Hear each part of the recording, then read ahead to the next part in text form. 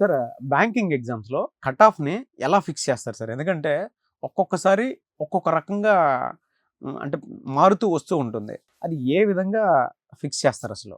Cut off మార్కులు అనేది చాలా ఫ్యాక్టర్స్ ఉన్నాయండి దాంట్లో. First number of vacancies, okay. Next standard of the paper, next relative performance of the students. ఈ 3 పాయింట్ల మీద బేస్ అయ్యి ఉంటుందండి. ఫస్ట్ నెంబర్ ఆఫ్ వేకెన్సీస్ అంటే ఎస్బీఐ అయితే ఒకలాగా ఉంటుంది ప్రోరేటా, ఐబీపీఎస్ అయితే ఇంకోలాగా ఉంటుందండి ప్రోరేటా. ప్రోరేటా అంటే ఏంటి? For example vacancies, number of vacancies అన్నీ ఉన్నాయి.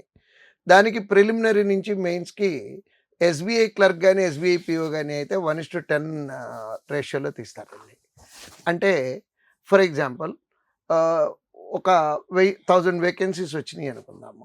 1000 వేకెన్సీస్ డిఫరెంట్ కేటగిరీస్కి కేటగిరీ వైజ్ అలొకేషన్ ఉంటుందండి. అంటే రాజ్యాంగంలో ఉన్నటువంటి పర్సంటేజీల ప్రకారం జనరల్ కేటగిరీకి ఇన్ని, ఎస్సీ ఇన్ని, ఎస్టీ ఇన్ని, ఓబీసీ ఇన్ని, ఈడబ్ల్యూఎస్ ఇన్ని అని చెప్పి విడగొట్టడం జరుగుతుంది. అది నోటిఫికేషన్లోనే ఇచ్చేస్తారండి. ఓకే. ఫర్ ఎగ్జాంపుల్ ఈ ఉన్న 1000 వేకెన్సీస్లో నుంచి ఒక 200 వేకెన్సీస్ ఎస్సీ కేటగిరీకి వచ్చినాయి అనుకుందాం. ఈ ఎస్సీ కేటగిరీ ఎగ్జామ్ రాసిన పిల్లల్లో టాప్ 200 అంటే ఎగ్జామ్ అయిపోయిన తర్వాత మార్కులు డిసైడ్ చేసి మార్కులన్నీ వచ్చేసిన తర్వాత ఎక్సెల్ షీట్లో అసెండింగ్ టు డిసెండింగ్ అంటే ఎక్కువ మార్కులు వచ్చిన దగ్గర నుంచి కేటగిరీ ఇది ఫిల్టర్ పెట్టి తీసుకొస్తారు. తీసుకొచ్చి మనకి ఎంతమంది కావాలి? 200 మంది కావాలి. 200 మనిషి ఉన్నాడు చూడండి, వాడి మార్కు కట్ ఆఫ్ మార్క్ అండి. 200 వేకెన్సీలు ఉన్నాయి, ఇంటూ 10 అనుకున్నాం. 2000 మనిషి ఉన్నాడు చూడండి, వాడి మార్క్ కట్ ఆఫ్ మార్క్ అంటే 1:10 ప్రోరేటా. ఓకే. సో అందుకనే ఎప్పటికప్పుడు మారుతూ ఉంటుంది. ఎగ్జామ్కి ముందు డిసైడ్ అవ్వదు.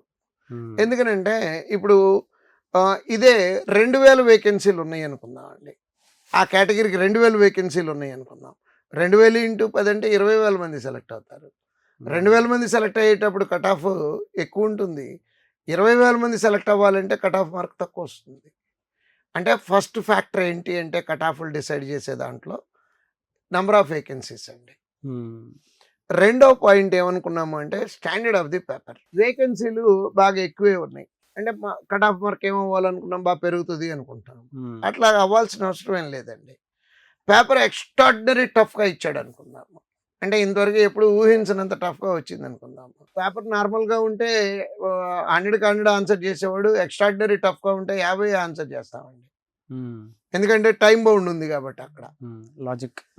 సో పేపరు టఫ్గా వస్తే కట్ ఆఫ్ మార్కు తక్కువ వస్తుంది.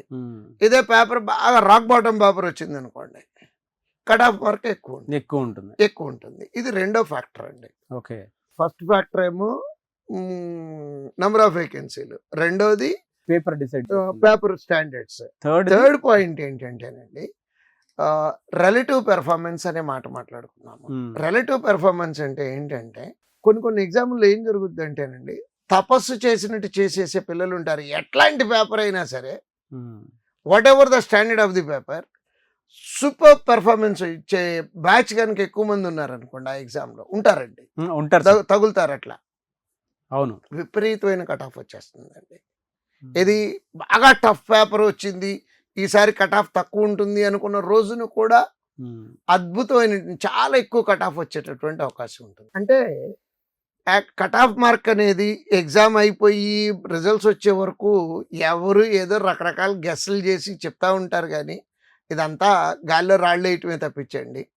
No one can guess cut off marks accurately. So ఆ కట్ ఆఫ్లు అనేది దేనికి పారామీటర్ కింద వాడుకోవాలంటే పిల్లలు, లాస్ట్ 5 years ట్రెండ్ ఇట్లా ఉంది అంటే జరిగింది ఏంటో తెలుసుకోవటానికే తప్పించి జరగబోయేది డిసైడ్ చేయడానికి కట్ ఆఫ్ మార్కులు పనికిరావండి. జరగబోయే దాని మీద ఈ 3 ఫ్యాక్టర్లు డిపెండ్ అయ్యి ఉన్నాయి. 3 ఫ్యాక్టర్ల మీద కట్ ఆఫ్ మార్కుల గురించి ఈ ఎక్కువసేపు ఆలోచించకుండా బెస్ట్ ఇవ్వడానికి ప్రయత్నం చేయాలి. సో మీరు చెప్పిన కేటగిరీలోనే కట్ ఆఫ్ అనేది ఉంటుంది, దాన్నే ఫిక్స్ చేస్తారు అంతే. ఓకే, దాని మీద స్పెక్యులేషన్స్ ఏం లేవు ఇంకా, అది ఇది అని చెప్పేసి. Anyways thank you sir, thank you so much అండి. Thank you. చూసారు కదండి వీడియో. ఈ వీడియోపై మీ అభిప్రాయాన్ని కామెంట్ బాక్స్లో పోస్ట్ చేయండి. మీ డ్రీమ్ గవర్నమెంట్ జాబ్ కనుక అయితే మీరు 1 ఇయర్లో కనుక గవర్నమెంట్ జాబ్ క్రాక్ చేయగలిగారంటే 6 మంత్స్ నుంచి 1 ఇయర్ లోపు స్క్రీన్ మీద శ్రీధర్ సిసి కాంటాక్ట్ నెంబర్ కనిపిస్తుంది.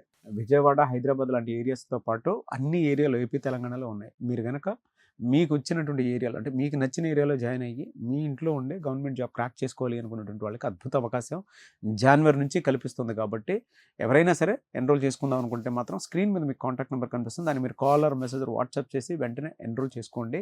లేదు అనుకుంటే మాత్రం మీ పేరెంట్స్ తోటి విజిట్ చేయండి. మీకు కూడా ఒక రియాలిటీ తెలుస్తుంది. అందులో ఏముంది, ఒకసారి మీరు టెస్ట్ చేస్తేనే కదా మీకు తెలుస్తుంది. ఆ విధంగా అయినా సరే మీరు అప్రోచ్ అవ్వచ్చు. అండ్ ఈ వీడియో లైక్ చేయండి, షేర్ మాత్రం తప్పకుండా చేయండి. ఇలాంటి మరిన్ని వీడియోస్ కోసం మా ఛానల్ ఫాలో అవ్వండి. Thank you.